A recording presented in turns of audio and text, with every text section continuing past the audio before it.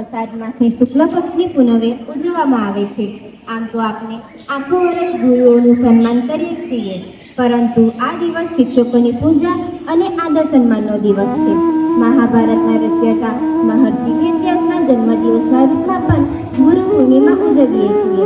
તેમણે 4 વેદોની રચના કરી હતી, તેથી ગુરુ પૂર્ણિમાને વ્યાસ પૂર્ણિમા તરીકે પણ ઉજવવામાં આવે છે. માતા પિતાએ જન્મ આપ્યો અને ગુરુએ જીવન જીવવાની કલા શીખવી. જ્ઞાન, ચરિત્ર અને સંસ્કારના ગુણો અમે મેળવ્યા. આ નાટકમાં આરુણીને ગુરુ ભક્તિ વિશે જણાવવામાં આવ્યું છે. આશ્રમમાં એક સવારે ગુરુ બ્રહ્મા ગુરુ વિષ્ણુ ગુરુદેવો મહેશ્વરા ગુરુ સાક્ષાત પરબ્રહ્મ તસ્મૈ શ્રી ગુરુવે નમઃ.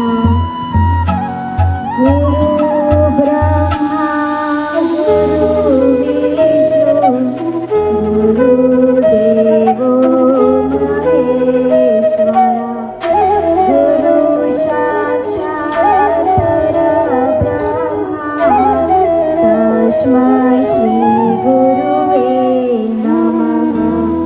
આરુણી દોડીને આવે છે.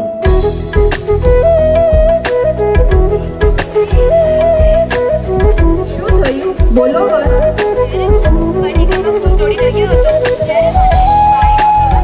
પછી શું થયું? શું આપણે પાણીનો પ્રસંગ પર ભારી સંકટ આવી પડશે?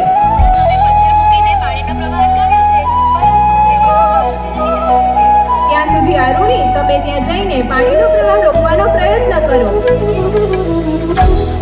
બીજો ભાગ, જ્યાં પાણી વહે છે ત્યાં જઈને.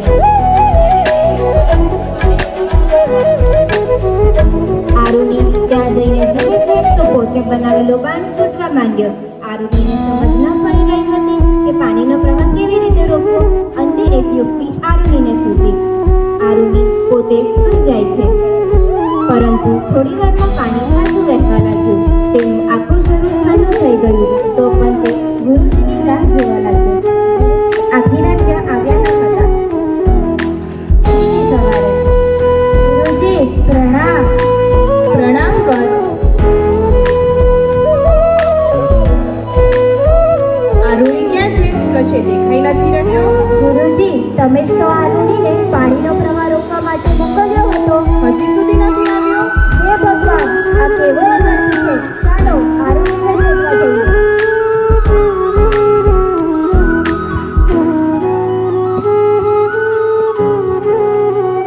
ગુરુજી બધા શિષ્યો સાથે ખેતરમાં જાય છે.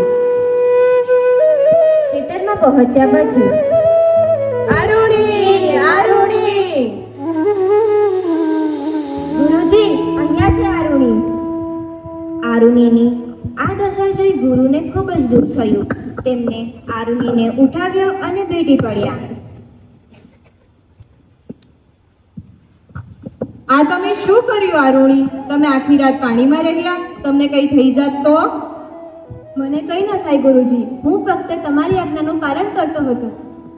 ધન્ય હો વત્સ, ધન્ય હો આરુણી. તમે આખી રાત પાણીમાં રહી તમારો જીવ સંકટમાં મૂકીને આશ્રમવાસીઓનું જીવન બચાવ્યું છે.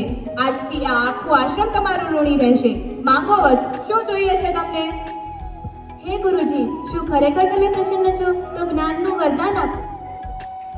હું તમને વરદાન આપું છું કે આજથી તમે પરમ જ્ઞાની બનો અને આખી દુનિયામાં તમારી કીર્તિ થાય. ધન્ય હો આરુણી, તમે બધા આશ્રમવાસીઓની જિંદગી બચાવી. ધન્ય હો આરુણી, ધન્ય હો. ગુરુના આશીર્વાદ મેળવી આરુણી એક મહાન જ્ઞાની બન્યા. મોટા થયા બાદ તે ઉદ્ધારક આરુણી નામે વિખ્યાત બન્યા. તેમનું નામ સુવર્ણ અક્ષરોમાં લખાયું. જેમ આરુણીએ પોતાના ગુરુની આજ્ઞાનું પાલન કર્યું અને કર્તવ્ય પરાયણમાં અડલ રહ્યા, તો આપને પણ આપના ગુરુની આજ્ઞાનું પાલન કરવું જોઈએ.